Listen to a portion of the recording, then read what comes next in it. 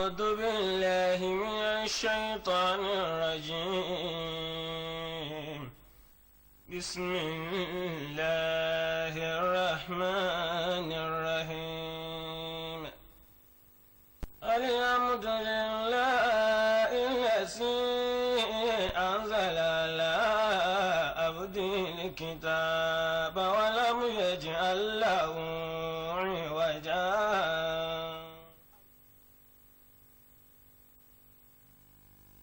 Bismillah, assalamu alaikum wa rahmatullahi wa barakatuh. Our dear listeners out there, our viewers out there, mashallah.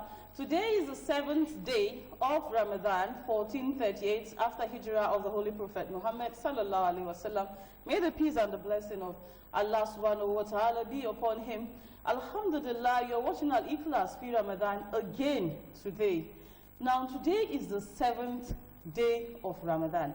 That means it is already 7 days. 7 days is a week. Literally, 7 days is a week. So that means 1 week is already passed, inshallah, in Ramadan. Now, are we making very, very good and adequate use of every single second that Allah has blessed us with? Ask yourself this question. Are you lagging around, lazing around, or you're actually making good of every second? You can always use your tasbih. You can always do your tilawah. If Allah has blessed you, mashallah, you are hafiz, you can be reciting your Quran. Even just move your lips. That's just sufficient for you. Just make sure that every single second counts. Don't forget, it is the 9th month in our calendar, and this month comes just once in a year, like a birthday, and not everyone was opportune to see this month. So if you are opportune to see this month and you are hale and hearty, then alhamdulillah, make sure no second go by without you glorifying your Rabbi and at the same time asking him for afwan, which is forgiveness. MashaAllah, my name is Medina Tfagbo. I'm your host on this program. We'll be right back shortly after this break. Stay with us. بالله من الشيطان الرجيم. بسم الله الرحمن الرحيم. Welcome back. You're onto Al-ikhlas fi Ramadan, your Ramadan diet. MashaAllah. As usual today, we have for our wonderful, wonderful viewers out there, very, very important topic to discuss with us. And mashallah, we are here to educate and enlighten you out there more about our deen, that is Islam. Alhamdulillah. Now, today's topic of discussion is going to be how to take care of our health in Ramadan. How to take care of our health in Ramadan. And of course, to discuss this, don't you worry, we have with us a medical doctor, not a cleric, mashallah. Now, to join me in the studio today, we have the honor of Dr. Khadija Yusuf, a pediatrician from National Hospital. Assalamu alaikum wa rahmatullahi wa barakatuh. Hajja? Alaikum assalam wa rahmatullahi wa barakatuh. Marhaba bika, thank you very much for joining us today. Thank you. MashaAllah, so our viewers out there, as usual on this platform, we're going to discuss briefly about the topic of the day, after which you have the opportunity to call in and ask the doctor in the house any question about health issue. Please note, any question about health issue, she is a doctor, even though she's a Muslim, alhamdulillah, but she is not an Islamic cleric, so don't ask her question that has to do with fatwa, rulings, mashallah. So, bismillah, doctor. Now we are in Ramadan. What is the impact of Saum? What is the impact of fasting to our health? Alhamdulillah. Assalamu alaikum, viewers at home. Fasting, as has been ordained by Almighty Allah subhanahu wa ta'ala in the Quran, He has commanded us to fast. And anything that Allah commands us to do, our own is just to say, Samina wa ta'ana, we hear and we obey. Allah has commanded those before us to fast, and He has commanded us to fast. So we are obeying the will of Allah. Fasting has a lot of health benefits. When you talk about the spiritual benefits, the medical benefits, the social benefits, just name it. There are a lot of things you achieve in addition to getting reward from Almighty Allah by obeying His will, you are also doing good to yourself when you fast. So let's take that as an introduction, and with time, we'll give more explanations. Okay, mashallah. So, is fasting body friendly, or maybe when we fast, we begin to lose our health status, or does fasting actually give us benefits, or is actually a harm to our body? Okay. There are benefits of Ramadan, several benefits of Ramadan. Just as we have the benefits, we call them harm. Because what you are used to doing, you suddenly stop doing them, it will have some effect. But the effects are not so detrimental to your health. Even without fasting, sometimes you forget to eat. If you have so much work you are doing, you will not eat breakfast, you will not eat lunch. So why is it now because you have been ordained to fast? You want to see it as a problem? Yes, the benefits of Ramadan are numerous. But let me talk about some of the effects which are actually going to be beneficial at the end of the day. Mashallah. When we talk about fasting, you are abstaining from food, from drinks, and from sex. When you abstain from food, let's start from drinks, you are likely to be dehydrated. You have shortage of water in your body with the sun that is very hot. But all these ones you can easily adjust when you break your fast.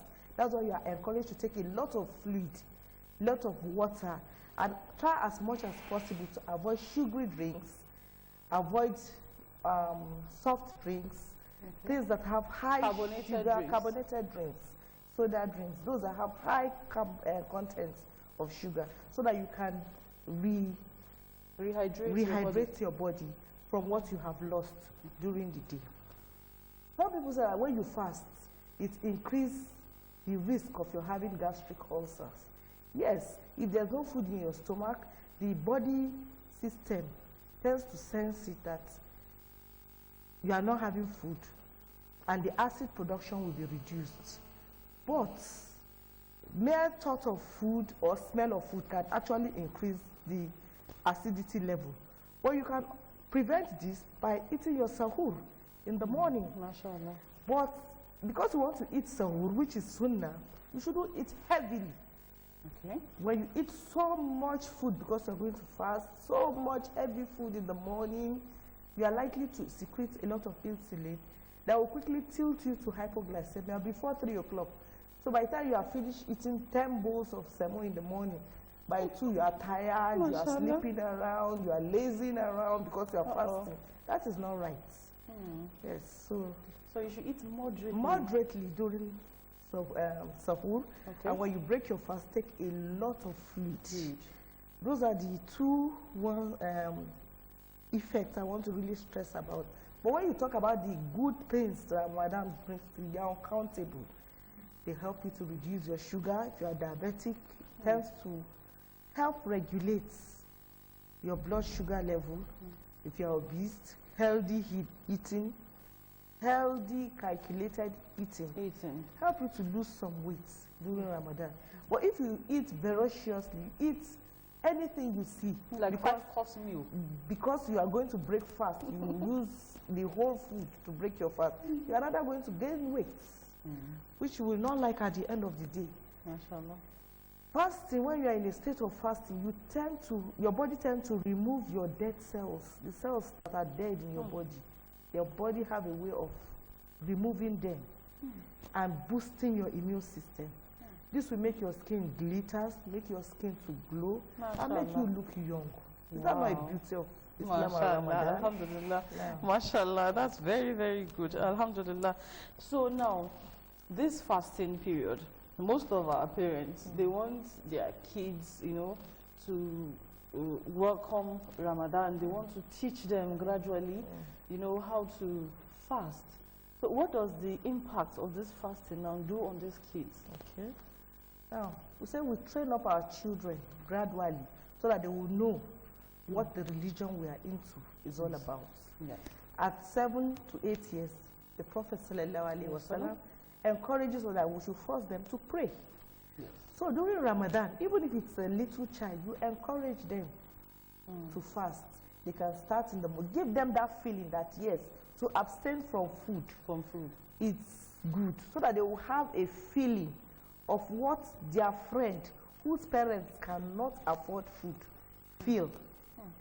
So now, if they're supposed to eat around in the morning, you tell them to wait till 12, from 12 to 2. Okay. But they'll eat sahur with you. They will eat some. You encourage them to wake up and eat sahur with you, so that they will know what is going on. As soon as you see that they cannot cope anymore, you don't force them to continue, but it's not compulsory on them. But you're just giving them an idea.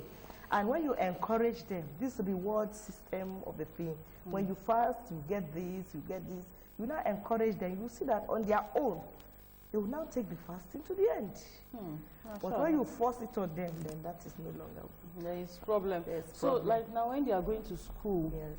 and you're trying to introduce them to fasting, maybe they have already taken sahur, so which means they will skip their breakfast. Yeah. So do you now package maybe lunch and go and take it to them in school, or you just give them to take to school with them and tell the teacher when to give it to them? How? You see, children have this urge, even as an adult, even if you are not willing to eat, then suddenly somebody just bring a bowl of very attractive food to you. Mashallah. You start celebrating. That is a natural thing. Yes. So if your child is going to an Islamic school, it makes it easier. So most of the children that are of that age group, you see them competing within themselves to fast. But if they're not going to a Muslim school, the other children will definitely bring their lunch boxes to school. And during break, everywhere is scenting fine. They will now feel as if they are being left alone. Yes, left alone. But when you now package their food for them, those that are really disciplined, even with the food in front of them, they will now tell you, I am fasting, I am not going to eat. But if they know that they did not come to school that day with food, the tendency to even beg will be there. So it's good to package their food, let them train themselves with the food in their front. They shouldn't eat it. MashaAllah. Alhamdulillah Rabbil Alameen. Now, what kind of sickness or ailments can prevent one from fasting? That if you have this kind of sickness, so please don't fast. That's like a red light. Don't fast. What kind of sickness are those? I will not draw a line to this is the sickness or this is not the sickness. Okay. You know your body. Even if you are not physically ill, you are not in the hospital, by the time you know that the message you are getting from inside your body is telling you, go and break your fast, and you still pretend that you can continue, that is not right. You will automatically break up that fast. If you have a very chronic, long-standing ulcer, that you know you must eat small food frequently. It's not the quantity of the food, but you must put something in your stomach frequently. You know you cannot fast. If you are diabetic, uncontrolled, and it's affecting your general well-being, you are not going to fast. Allah does not make anything compulsory on us. And all actions shall be judged according to intention. Even if you have that ulcer that is not disturbing you and you refuse to fast, it's left for you and Allah. Because He knows your intention. Because He knows your intention. Some people ordinarily, they don't have any ailment, but they will hide under one cover and refuse to fast. That is not for humans to judge. Allah said He will reward fasting directly. So when you know you can fast, you fast. If you are breastfeeding, you are lactating, you know that you can fast from morning till evening. It will not affect the breast milk you are going to give to your little child. Why not fast? But if you fast and you are feeling dizzy, even to the extent of fainting, my dear, you don't need to do that. When you faint, you can't even fast. They probably will have put in the baby will 5 alive in your mouth before you wake up. MashaAllah. Our viewers out there, please, the line is open from now. If you have any question for Doctor, she is here in the house to answer your health question. The number to call is on our screen. That's 080-9987-1989. 080-9987-1989. You can start calling in from now. MashaAllah. So, Doctor, what about the pregnant people? Somebody once called, said she's 2 months pregnant and she's striving to fast, but she hopes it's not going to disturb the fetus in her womb, you know. So what advice? Oh, sorry, let's pick this call. We have a caller. Hello? Hello. Good morning. Can you turn down the volume of your TV, please? Hello? Can you turn down the volume of your TV? Okay, salam alaikum. Salam alaikum. Wa alaikum salam. Who is on the line? My name is Abdullah Okay, Abdullah, what do you have for us? from Abuja. Yes. Okay, mashallah. My question, my name is person currently with Maclean. Okay, if you can brush with Maclean. Madam. Okay, okay. Okay, that's not a... Okay, it is a medical question. Okay, Yes. go ahead, doctor. Okay.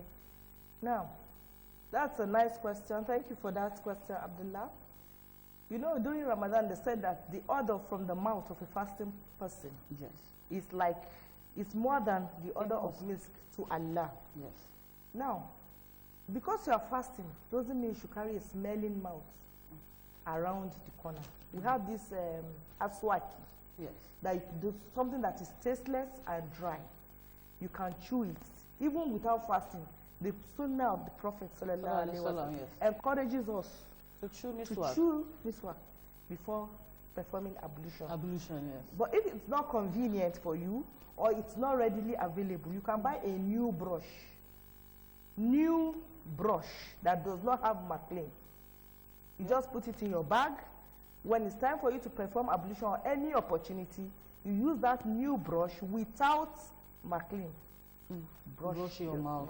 Mashallah. so that you can maintain a very good oral hygiene. Yes. Even in the time of Prophet, Sallallahu alaihi wasallam.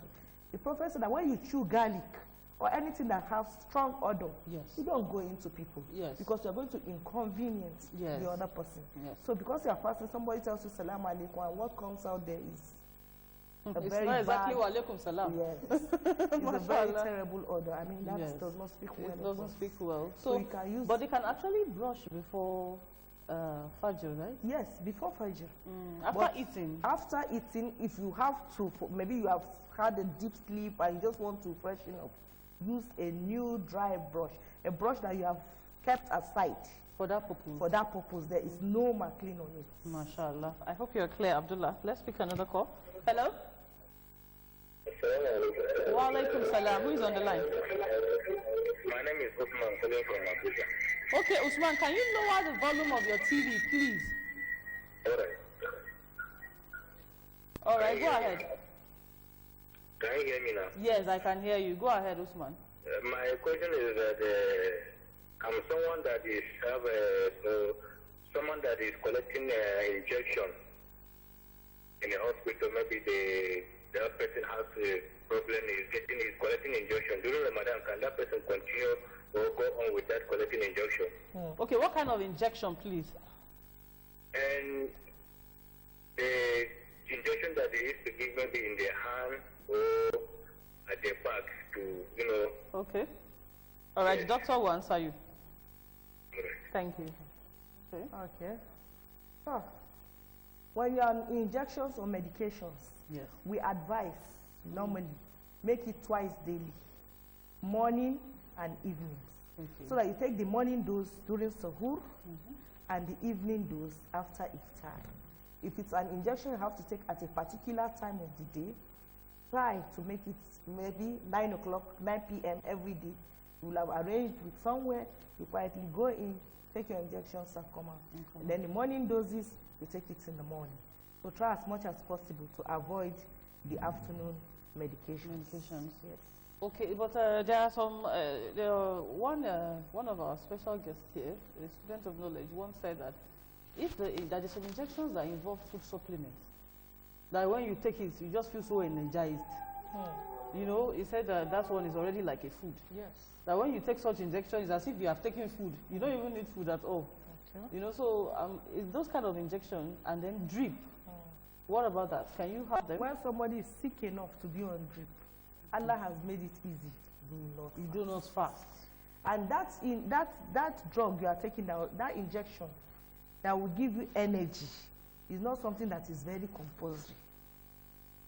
So that if you are deliberately going to use that energized injection To energize yourself. to energize yourself during Ramadan, then Allahu Alam. Allah, you're on your own with that. Allah knows best. Allah knows best. MashaAllah. Let's pick another call. Hello? Hello? Hello. Yeah, assalamu alaikum. Who is on the line? Hello, who is there? Hi. Who is on the line? Sorry, I can't hear you. Okay, what do you want to say? How do you take care of Ramadan? How do you what? How do you take care of ourselves in the health of Ramadan? Okay, the doctor just told us. Maybe she will repeat herself briefly then. Please, I don't know. You can repeat. If you can. You can repeat it. Do what? I don't get your question, sorry. How do you take care of Okay. He said if you can repeat it, that how do you take care of health in Ramadan? Sorry. Okay. He said he wanted to repeat briefly how you can take care of your health in Ramadan. You try and wake up early, take your sahur lightly, not too heavy, so that you not be lazing around in the afternoon. Make sure you keep your body clean. Use your aswak as much as possible, or a dry brush, new brush without maclean, to clean your mouth. Then during iftar, take a lot of liquid to rehydrate your body, so that if you are dry, you will take a lot of liquid to make your body wet. MashaAllah, I hope you got that. Let's pick another call. Hello? Wa alaikum salam. Who is on the line? This is Tijani from Abuja. Okay, Tijani, go ahead. Please, what is the effect of the advantage for a person that has hepatitis? How can you manage it during this process? Okay. Hepatitis. Yes, hepatitis. Okay. You're welcome. Before he goes, is he on medication, and how does he take the drugs? Oh, he has already dropped. Oh, okay. If he doesn't have any physical effect as per wearing you down, you are not physically sick, your eyes are not yellow, itching everywhere, I think you can just fast. Then make sure you take your drugs morning and evening, as I have explained. Okay. And if it is once daily you are taking it, choose either morning or evening when you can take it. But try to avoid the afternoon medication. MashaAllah, I hope you are clear about that. Okay, so doctor, I was asking, what about those people that are pregnant? Yes, that are pregnant. Sorry, let's pick this call. Hello? Hello? Wa alaikum salam. Who is on the line? My name is Sherry Idris. Okay, where are you calling from? I mean, my question, the woman will ever finish the fast last year. You said? Come again? The woman will ever finish the fast last year. Okay. Now, he can't tell the husband, so he don't feed somebody. So my he not sick, nothing do this fasting can't last. He carries that right? So my fasting where he lost cards, he can't feed somebody. I told the woman, say, if your fasting is not there correct, that is feeding when you feed somebody is not there correct. That's why I want you let me open the light for the meaning woman. For me, I want to hear the message. Okay. Did you hear that? Yes. Okay. Hold on, the doctor will answer you. Okay. That question actually is for the sheikhs and the ulamas. If I heard him rightly, he said a woman who have not paid last year's Ramadan, okay. Said she has fed some people and she can fast this year. Okay. That is not a medical question. Allahu Alam, let the imams and sheikhs. Okay, answer that. Honestly, I didn't really pick the question myself. That she didn't complete her Ramadan, fast last year. but she has fed people, okay. And this year she has started fasting again. So is that valid? The husband said it's not valid. The wife said it's valid. Allahu okay. Alam. Allah. Okay. The issue is if she has actually fed people for the fasting she didn't complete last year, then it is actually valid. She can continue her Ramadan fasting this year. MashaAllah, if she has fed people, that is with the intention of completing the fasting that she didn't fast last year. She fed people, fine. Then alhamdulillah, she can actually fast Ramadan this year. But then again, if you're not clear enough, you can call maybe tomorrow. We'll have one of the students of knowledge in the house, our sheikhs, and they can actually answer your question. MashaAllah, you're still watching Al-ikhlas fi Ramadan. Now, doctor, can you briefly tell us about pregnant people? How can they fast, really? Okay. A pregnant woman can fast in Ramadan if she is well fed from the beginning. When you have somebody who can hardly afford 3 square meals a day, 1 square meal a day, suddenly gets pregnant and now wants to fast, it's on her discretion and her body message. Okay. Because the fetus is just growing. We need a lot of nutrients to actually form, because that's the formative age. If she's not well fed, I don't think she should fast. I don't think so. Okay, so if her body message is don't, she should just stop. Shouldn't. You are not alone. You are alone, and you are not fit physically. Okay. You shouldn't. MashaAllah, because you're carrying more than one load. So you're carrying maybe 2-3 people's eating load. Yes. So maybe if you eat sahur and you're not strong enough, it's just better you don't fast at all. Some don't even have the sahur to eat. Okay. MashaAllah. All right, our viewers at home, you've been watching Al-ikhlas fi Ramadan, showing live on ITV, MashaAllah. Today we had the pleasure of our Honorable Dr. Khadija, our pediatrician from National Hospital, Jazakallah Khairan. Thank you very much for joining us today. MashaAllah. My name is Medina Atfagom. This is all we can take on our program today. You can join me again tomorrow, same time, same station, live, coming to you from ITV. For today, Ma Salam.